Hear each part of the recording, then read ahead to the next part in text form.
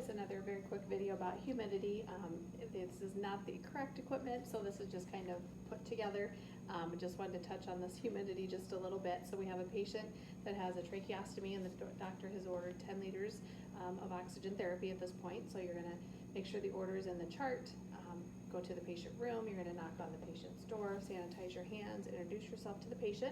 Mr. Blank, we've ordered some oxygen therapy for you, so we're going to go ahead and put that oxygen directly into the tracheostomy there, and we're going to add some moisture and humidity to that because we don't want to dry the airway out. We're bypassing that airway and adding extra gases, so we just don't want to dry everything out and further compromise.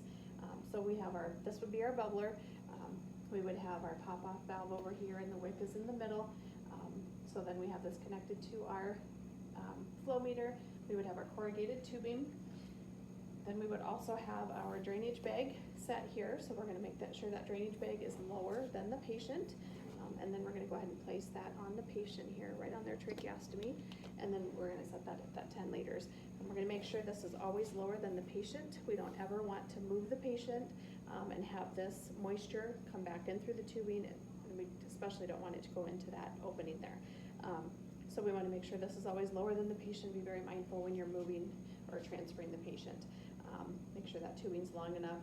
This one's a little bit better than the previous one, but we've got that 10 liters going to the patient. We would have this set at approximately, the FiO2 would be approximately 60% at your 10 liters. Then if you do the calculations with the 1-to-1 ratio, multiply by your liter flow, you'd have about 40 liters of total flow going to the patient.